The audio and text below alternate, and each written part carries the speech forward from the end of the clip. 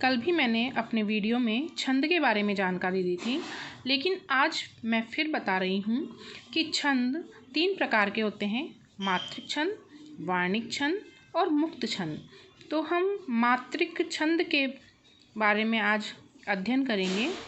मात्रिक छंद 3 प्रकार के होते हैं। सममात्रिक छंद, अर्ध सममात्रिक छंद और विषम मात्रिक छंद। कितने प्रकार के होते हैं बच्चों? 3 प्रकार के। सममात्रिक छंद, अर्ध सममात्रिक छंद और विषम मात्रिक छंद।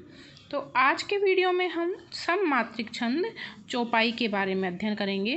वैसे मैं बता देती हूँ, सममात्रिक छंद में चौपाई, रोला, गीतिका, हरिगीतिका छंद आते हैं, जिनका हम अध्ययन करेंगे क्योंकि ये हमारे कोर्स में है। अर्ध सममात्रिक छंद में दोहा, सोठा, बरबे, उल्लाला आते हैं और विषम मात्रिक छंद में कुंडलियाँ और छप्पे आते हैं। मात्रिक छंद के बाद वार्णिक छंद होता है, जो वर्णों की गणना पर आधारित होता है।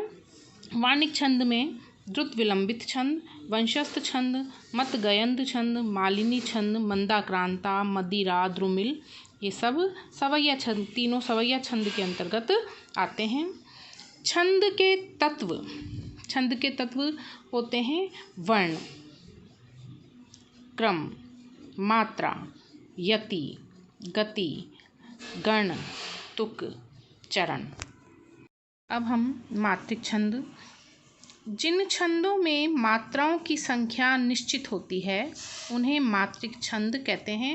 अर्थात मात्रिक छंद में बच्चों हम मात्राओं की गणना की जाती हैं। मैंने आपको पूर्व वाले वीडियो में समझाया था कि 2 मात्राएं मानी जाती हैं, गुरु और लघु। गुरु का साइन होता है S और लघु का साइन होता है ये एक इस प्रकार से होता है। सममात्रिक छंद, जिसके प्रत्येक चरण में मात्राओं की संख्या समान होती है। सममात्रिक नाम से ही हमें समझ में आ रहा है कि समान, तो प्रत्येक चरण में मात्राओं की संख्या समान होगी, तो वो कौन सा छंद कहलाएगा? सममात्रिक छंद।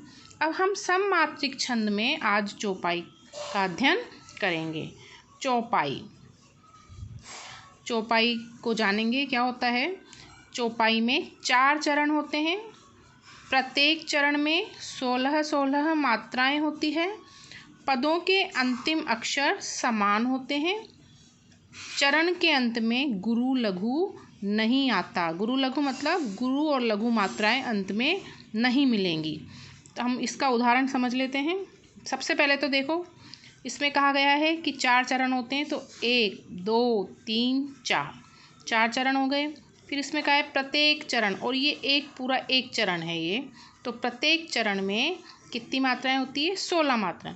तो हम इसको जैसे पढ़ेंगे, जय हनुमान ज्ञान गुण सागर। मैंने आपको बताया था कि अगर ज है, यहाँ पे अ है, तो यहाँ पर एक मात्रा। हनुमान में भी ह में 1 मात्रा, नु में 1 मात्रा, लेकिन म में आ की मात्रा है, इसलिए यहाँ पर गुरु तो 2 मात्रा, और न में भी 1। ज्ञान में भी आ की मात्रा है, इसलिए गुरु, और फिर इसमें 1।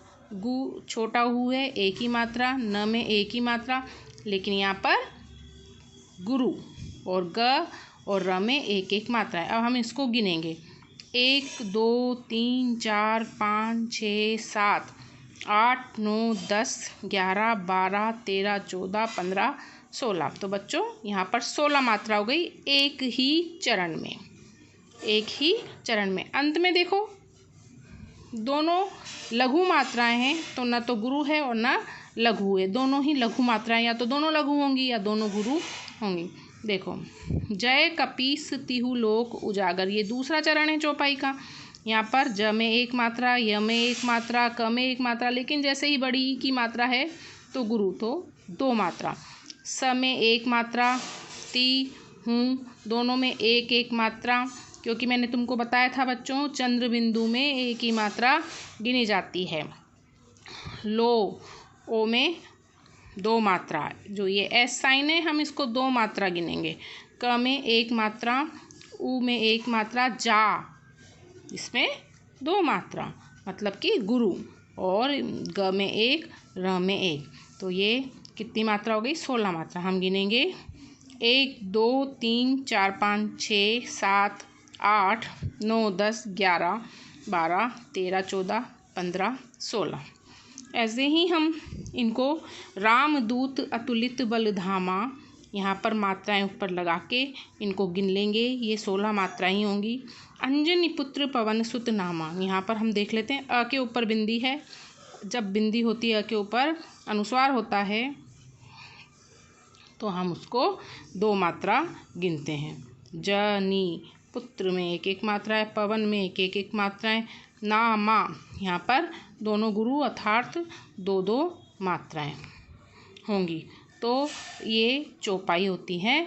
चौपाई में 4 चरण, प्रत्येक चरण में 16-16 मात्राएं। पदों के अंतिम अक्षर समान होते हैं, सागर, अजगर, धामा, नामा। तो यहाँ पर अंत में गुरु लघु भी नहीं होता है। तो बच्चों ये चौपाई एक सममात्रिक छंद है। तो हम अगर चौपाई की परिभाषा आती है तो हम लिख सकते हैं चौपाई एक सममात्रिक छंद है जिसके 4 चरण होते हैं। प्रत्येक चरण में 16-16 मात्राएं होती हैं। पदों के अंतिम अक्षर समान होते हैं और चरण के अंत में गुरु लघु नहीं आता है। बच्चों ये याद कर लेना आप, ताकि हम वहाँ पर लिख सकें। और उदाहरण के रूप में आप कोई सी भी चौपाई याद कर लीजिए और समझने के लिए आप चौपाई लिखिए और उनकी मात्राएं गिनिए।